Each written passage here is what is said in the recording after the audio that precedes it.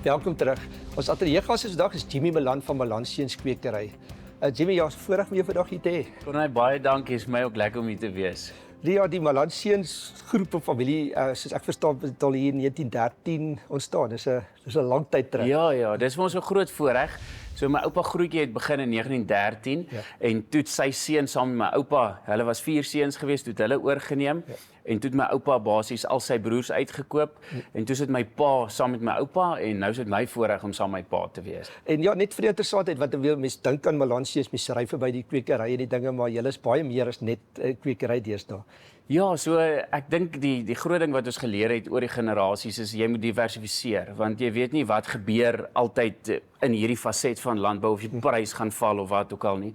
So my oupa het daai tyd het hy baie sterk gewees en gesê jy moet diversifiseer en dit het ons deur die generasies het ons so deurgegaan om seker te maak. So ons is groot in eiendomme in die retailmark, ons plantlande wat ons die plante aan die publiek ook verskaf. Ken dit, ja. Ja, en dan het ons so die wildboer bedryf en dan ook het ons nou begin met daai pragtige beeste met daai groot horings, die Ankouli beeste. Ja, dit is gesien. Ja. Nog nie die waggie beeste nie. Nog nie hulle nie. Later.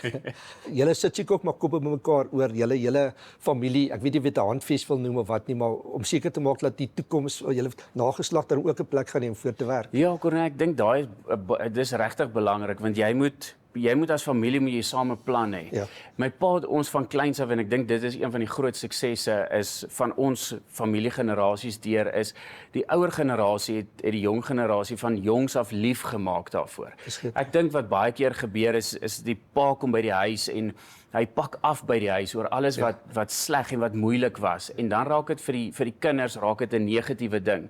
Waar as jy jou kinders van jongs af deel maak en jy leer hulle die lekker van die goed en saam maak, ek meen van kleins af was dit so gewees dan teken my pa krale, dan moet ons nou vang krale dan sê hy vir my seun dit is wat pappa wil doen, maak vir my 'n plan. So van kleins af is jy daai interessantheid is geprikkel in jou brein om deel te wees van die besigheid en ek dink dit is baie belangrik dat jy jou kinders van kleins af die lekker ook van dit leer, maak hulle deel daarvan en as dit nie die regte persoon is om oor te neem nie, dan hoef dit nie na die familie toe te gaan nie. Die familie kan steeds voordelings daar uitkry, maar jy moet die regte persoon hê om die jockey te wees. En of dit binne die familie is of buite die familie, solank dit die regte persoon is, gaan die familie soveel meer voordeel trek op die einde van die dag. Ek self moes koerante aflê in Nelspruit toe ek jonk was, maar jy het daar geleer met sente te werk en as ek reg gehoor het, vir julle gaan dit daarmee ook net oor die geld hê, maar julle het ook geleer 'n sent 2 keer omdraai. Ja, dit is. Nee, ons het van kleins af moes ons die plantsakkies vol gemaak het en ons het 2 sente sakkie gekry. En dan het ons nou sissies is baie voorbeeldig. So hulle het baie mooi die sakkies gewerk en dan wil ek gaan en ek wil die